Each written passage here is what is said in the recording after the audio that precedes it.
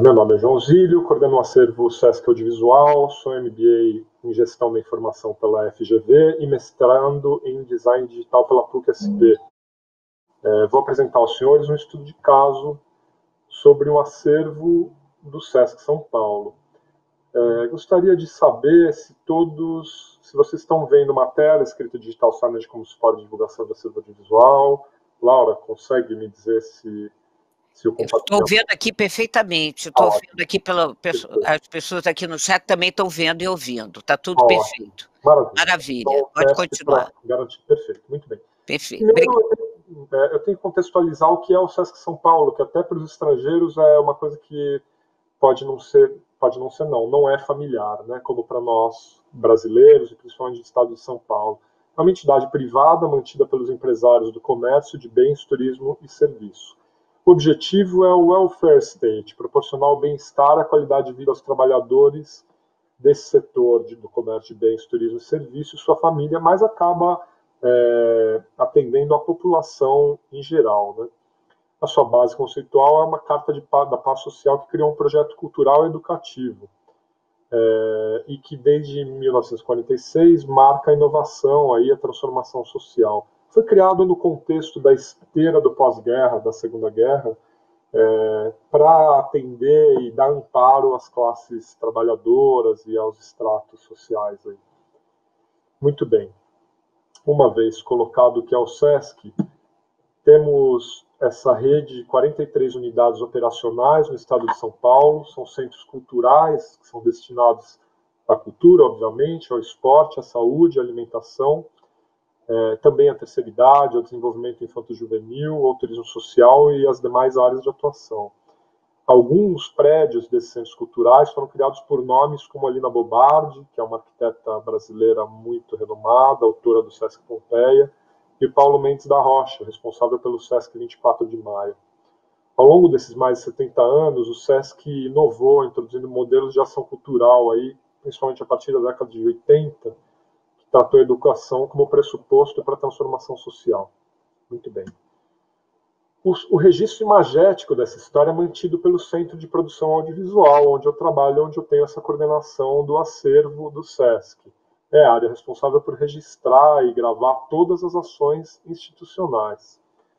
Aí a gente tem que abordar aqui, ainda no sentido de contextualizar para finalmente chegar no nosso tema principal, esse fluxo de produção audiovisual, né? O acervo hoje ele é inserido no âmbito do tratamento da informação. Não tem mais aquela ideia antiga do arquivo, né? Onde o jornalista ia com o botão da camisa na mão, dizendo, olha, vocês podiam servir para mim, arquivo já foi assim, né? Hoje, com a TI permeando todo o processo de produção, o acervo entra aí nessa categoria de tratamento da informação. E isso que a gente agora vai tratar, né? Agora que a gente está contextualizado o acervo. O primeiro item é o registro do ato de assinatura da Carta da Paz Social. Esse acervo é composto por diversos registros institucionais ao longo de 72 anos de atividades. Aí Roberto Carlos inaugurando um Sesc na década de 70. Ele reúne, armazena, trata, compartilha e difunde conteúdo. Um patrimônio documental, institucional, imagético, forte. Essa ação ocorre no sistema digital de gerenciamento de mídia, chamado MAN, que alguns aqui conhecem muito bem, está em operação desde 2011. É a mesma tecnologia utilizada na TV Globo, Fox News e Rede Bandeirantes. Hoje a gente tem 23 mil peças audiovisuais, que somam mais de 9 mil horas de material de vídeo. Nos últimos 4 anos, diversos formatos, desde película, uma TIC, betas diversas, tudo foi digitalizado e a gente converteu isso para um suporte, para um padrão digital único. E a gente tem usuários tanto internos, que são os setores de comunicação das unidades, como produtoras de conteúdo, que usam material para obras audiovisuais, documentários, como o da Cássia Eller. Agora tem até um pedido para um documentário novo de um artista famoso, mas que eu acho que eu não posso citar o nome. A gente está fazendo essa pesquisa. Muito bem, hoje a gente tem uma situação que cada setor dentro da instituição é responsável por um tipo de mídia. A fotografia está dentro de um setor, áudio dentro de outro setor, e mesmo vídeo, a gente tem alguns produtores de conteúdo dentro da instituição, dentre eles o Sesc TV, que é uma rede de TV, temos também o Sesc Digital, que é a nossa ação em âmbito digital, de plataforma digital, e temos o Centro de Produção Audiovisual. E também tem um centro de arquivamento, né, um centro de memórias, que é o Sesc Memórias. Todos esses players têm um pedaço do acervo. Então o acervo está fragmentado. Se um pesquisador precisa achar um conteúdo, ele deve, às vezes, seguir esse caminho, rastrear e falar com um player que vai indicar para o outro, etc. Então a gente está propondo uma nova estrutura, que a gente chama por enquanto de acervo compartilhado, que vai centralizar e atender essas características de cada uma das mídias. A base de hardware é Quantum, fabricante. O archive, Deep Archive mesmo, LTA8, mas a gente tem discos rápidos em cima. E os softwares que a gente vai utilizar é o StoryNext, de base, e o Media Portal, que é uma solução brasileira muito interessante, do Fábio, que também é palestrante desse evento. E agora a gente está em fase de implementação. Dessa forma, a gente vai centralizar a informação, teremos 3.2 peta de espaço de armazenamento, que para uma rede de TV grande, isso não parece muito, mas para uma instituição como a nossa é bastante. A gente vai ter sistema de catalogação automática, não sei se esse sistema é muito apropriado, porque toda catalogação precisa de um acompanhamento, mas muitas vezes a gente tem aquele problema, e todo mundo tem, de certa forma, do passivo de vídeo, aquele material que você sabe que tem tantas horas ali que não estão catalogadas, e conforme vai ocorrendo a distância entre o tempo da gravação e a catalogação, vai ficando mais difícil de catalogar. Então, a gente tem essa possibilidade de OCR, né, que é a tradução aí do áudio pesquisável. Também vamos ter reconhecimento facial, e também até imagem computacional, reconhecendo talvez algumas unidades. A gente ainda está estudando unidades, eu digo, centros culturais, né, que tem arquitetura muito própria e alguns ambientes, etc. Isso vai facilitar muito esse passivo não catalogado, que é uma coisa que acaba ficando para outro dia, e todo aquele conteúdo que está ali dentro praticamente fica inacessível por não ter um metadado apropriado, né? E a gente vai também disponibilizar conteúdo aos setores de comunicação das unidades e divulgadores em geral via link único, dependendo da sua permissão de entrada, vai ser mais simplificado, como uma barra do Google, para alguém mais dummy, menos profissional, para um pesquisador, uma pesquisa mais avançada. E a gente está aí querendo implementar isso até o primeiro semestre de 2021, já estamos nos finalmente. E esse é o acervo. E um acervo precisa de difusão, e agora que entra o foco da nossa palestra, uma vez que já estamos bem contextualizados sobre o que é o nosso acervo e um pouco da nossa instituição. A gente vai falar de difusão, como hoje a gente faz a difusão do acervo. Temos o Sesc TV, obviamente, que é um dos players, né, que publica, como eu já citei também, o Sesc Digital. O acervo propriamente dito, ele hoje distribui os seus assets para os players que solicitam por meio do Vimeo, né? O acervo corrente, a gente cria coleções ali, e o Vimeo tem algumas facilidades, né, para a gente, como estatística de uso, e uns vídeos muito pedidos, você já coloca naquele repositório, depois só manda o link, e a pessoa pode ou só fazer streaming, dependendo do grau de autorização, ou se é um usuário interno que tem essa possibilidade, pode downloadar para editar e criar um novo conteúdo. E a gente tem essa vantagem de saber para onde foi, quem pediu, onde foi visualizado, quantas horas foram vistas. Então, o Vimeo é como se fosse para a gente um transfer mais avançado, digamos assim, né? Por enquanto a gente ainda não tem a nova possibilidade do acervo. E aqui, coleções, né, coisas muito pedidas, vídeos institucionais, a gente já deixa pronto lá, e quando alguém pede, só manda o link, não precisa ir buscar no acervo, subir na nuvem e aí disponibilizar, já fica meio que pré-programado no Vimeo, que é uma ferramenta excelente, diga-se de passagem. O foco dessa conversa, no fundo, é o sistema de digital signage, que não tem tradução em português. A tradução em português ficaria estranha, que seria sinalização digital. E aí nossa dificuldade começa por aí, não temos uma tradução apropriada, sinalização digital soa uma coisa meio sinalização de estrada, não diz jus aí ao que significa o sistema.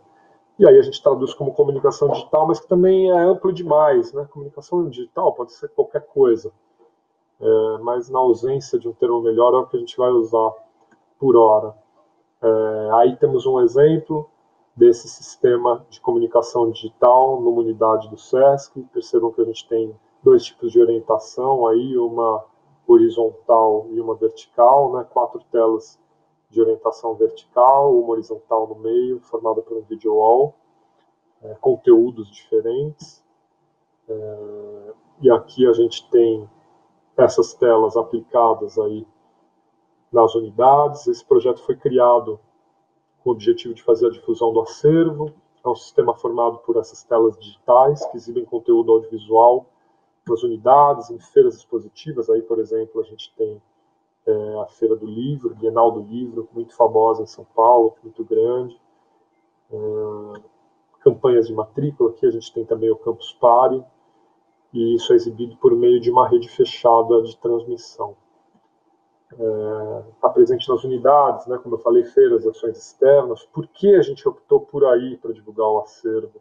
O clearance, ou seja, liberar os direitos, é simplificado, porque é um uso institucional, um uso interno. É diferente de, por exemplo, pegar uma peça do acervo e publicar na internet. Isso necessitaria de um esforço muito maior de liberação de direitos autorais, né? Imagina, por exemplo, aquela cena do Roberto Carlos, a gente disponibilizar na internet para conseguir o clearance daquilo, de 75, talvez teria que ir atrás dos músicos, enfim. Não é tão simples colocar na internet. Temos outras frentes cuidando disso, como o próprio Sesc Digital, que não tem perna para poder publicar todo o acervo, mas que cria recortes e aí sim corre atrás do clearance. Então, só condensando os nossos conceitos de comunicação digital, é um nome genérico dado para métodos que utilizam suporte digital para publicar conteúdo em lugares públicos, entrega esse conteúdo que pode ser informativo, de entretenimento, para passantes e público cativo, presente em cinemas, teatros, museus, aeroportos e sedes de empresa. Vamos lembrar que os aeroportos puxaram isso no início, com a necessidade de ter que mostrar as chegadas e partidas dos voos, com aquelas placas que giravam, mecânicas, e depois os cinemas ajudaram muito na propagação desse tipo de sistema, substituindo cartazes por telas verticais. E para a gente poder atender a nossa ideia original, que é mostrar o acervo, a gente categorizou em 2 grupos a nossa sinalização digital: painéis informativos e telas de fruição. Vale lembrar que a gente quer divulgar o acervo, mas as unidades precisam de painéis informativos de anúncio, propriamente dito, para substituir a mídia e as sinalizações físicas analógicas, né? Então, a gente vai falar um pouco primeiro dos painéis informativos. Aqui tem um exemplo deles no SESC 24 de maio. A orientação é retrato. Eles substituem cartazes, banners e placas, quer dizer, vieram justamente para trocar o físico pelo digital. Obviamente, são informativos, eles divulgam os serviços e destaques da programação. Eles não têm áudio e as transições são lentas para dar tempo de leitura e minimizar o efeito Times Square. Naquele exemplo de 3 telas, se tiver vídeo em movimento o tempo todo nas 3 telas, vai roubar a atenção, vira uma esquizofrenia e a pessoa não vai conseguir chegar na informação que ela precisa. Os conteúdos desses painéis são informações sobre a programação diária, mensal, informações sobre matrícula, ingressos, adaptações de edições impressas que o SESC produz via a sua própria editora, via o selo, de divulgação desses produtos também da loja, das lojas, como discos e livros, informações sobre funcionamento e estrutura das unidades. Eu devo estar falando rápido e dando trabalho para os tradutores, mas aqui o tempo é justo. Aí aqui a gente tem os exemplos. Da esquerda vocês já viram, que é esse globo mostrando aí o corpo das unidades, onde toda essa atuação se dá. O do centro é o principal, que mostra o horário, local qual o conteúdo, né, divulga a nossa programação, e o da direita mostra como se credenciar, como operar dentro dessa instituição enquanto público frequentador.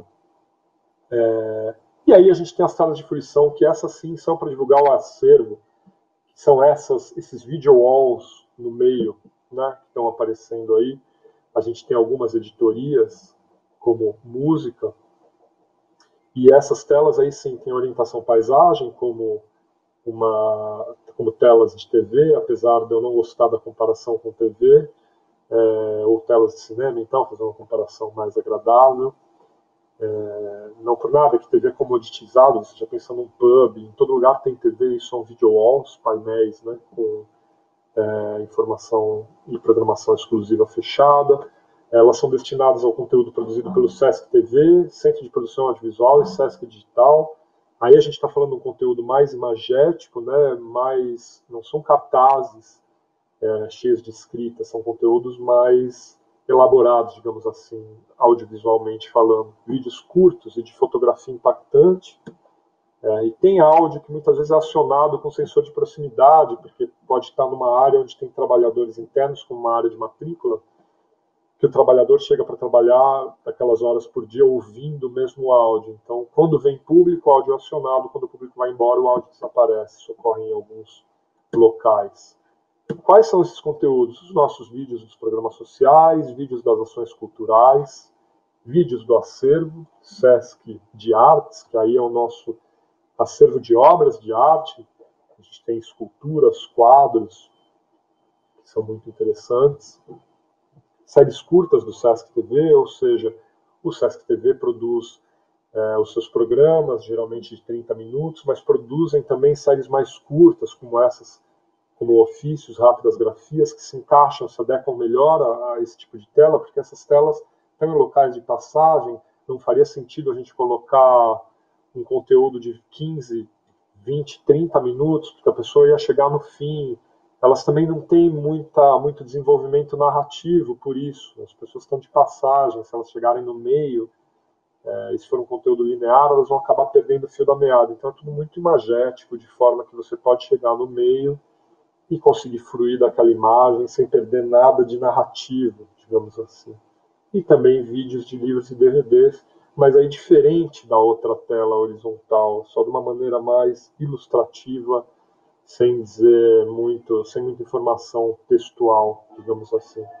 Agora eu vou tocar alguns vídeos que a gente empacota do acervo para tocar nessas telas. Esse, por exemplo, é da editoria de música. Temos o nosso acervo é muito rico em vídeos de música, né? Imagina que são da década de 80, onde isso é mais forte, né? Com o surgimento do videotape, até hoje. São mais de 40 anos, em muitas unidades, ocorrendo show todo fim de semana. Então, o nosso acervo musical é fantástico. De teatro, de dança também, as linguagens artísticas são muito bem representadas imageticamente por esses anos de coleção de imagens. Então, vou deixar um pouco vocês com esses vídeos, até para entenderem um pouco de como é o nosso acervo. Espero que vocês estejam ouvindo o áudio, senão eu posso aumentar um pouco aqui. Muito bem, vou passar para outra editoria. A gente também tem uma editoria de arquitetura, onde a gente mostra nossas unidades, os projetos de arquitetura das nossas unidades. Essa é a mais icônica de todas. Sesc Pompeia, inicialmente uma fábrica de tambores. E aí a gente tem essas imagens incríveis de acervo na unidade sendo criado.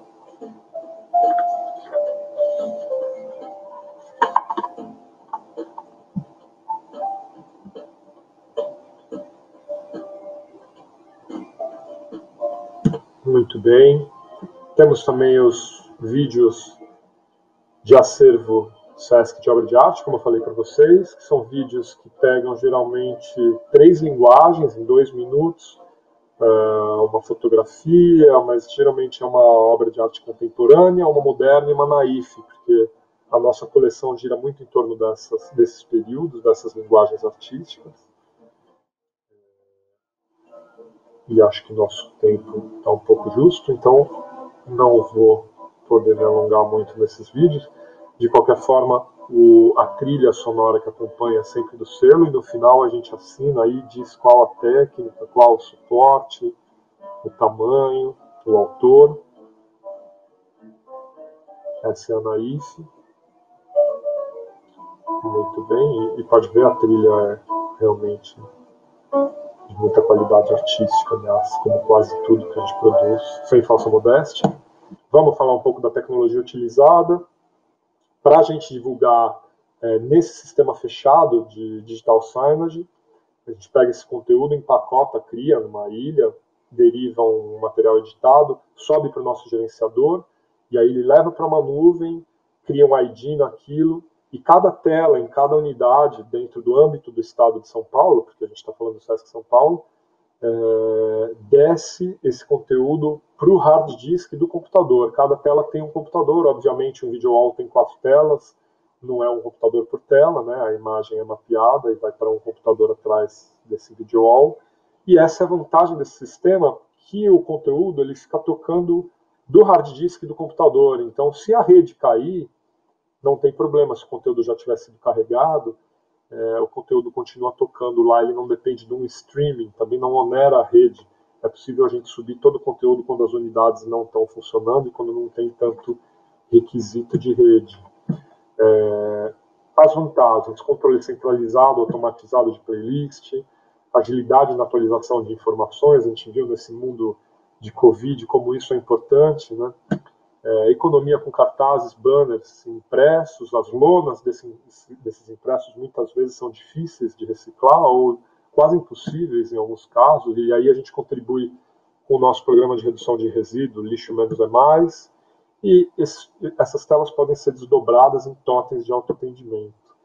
Além disso, tem possibilidades futuras de implementação, como gestão de preços na web, plataforma de editoria para TV corporativa, é algo que a gente já vem fazendo, aplicação de gestão de TV corporativa para smartphone, integração com planilhas. Hoje a gente tem um sistema onde a programação é preenchida dentro desse sistema e os anúncios já vão lá e são derivados automaticamente do que você indica nesse sistema. É algo que a gente está quase terminando de implementar.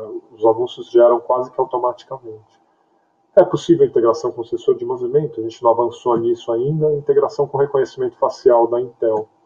E, por último, a aplicação de touchscreen integrada com digital signage, apesar de eu achar meio anacrônico a ideia do touchscreen, porque cada um tem seu celular, que é o seu próprio touchscreen. E, por fim, para fechar, eu deixo vocês com algumas imagens do público interagindo com o nosso sistema, e, a partir daí, a gente abre para possíveis perguntas. Acho que a gente começou uns 5 minutos atrasados, a gente tem aí 5 minutinhos para perguntas. Mas antes a gente pode curtir um pouco como é divulgar o acervo numa ferramenta que não foi criada para isso originalmente. Né? A gente está falando de uma ferramenta que ela é mais indicada para venda, publicidade, né? E tem vários desafios aí nessa divulgação de acervo e até no uso dessa ferramenta, né? A gente tem hoje o que eu chamo, na verdade, meu orientador, Sérgio Basmal, chama de hiperestesia do real, é o excesso de telas. Uma vez eu fui trabalhar e contei quantas telas eu encontrei pelo caminho, a partir do momento que eu saí de casa, indo de metrô, foram mais de 40 telas num percurso não muito longo, né? E a gente também vive numa sociedade onde todos querem atenção, mas poucos querem ouvir. Então, como lidar com esse excesso de live e poucas pessoas disponíveis para ouvir, né? Então, muitas vezes as telas passam por alguma indiferença, outras não, depende da aplicação, do ambiente, né? Do quanto as pessoas querem se informar e quanto elas estão abertas. Eu acho que 5:10 a gente fecha por aqui com essas imagens aí do nosso projeto. Obrigado, gente. Bom evento a todos.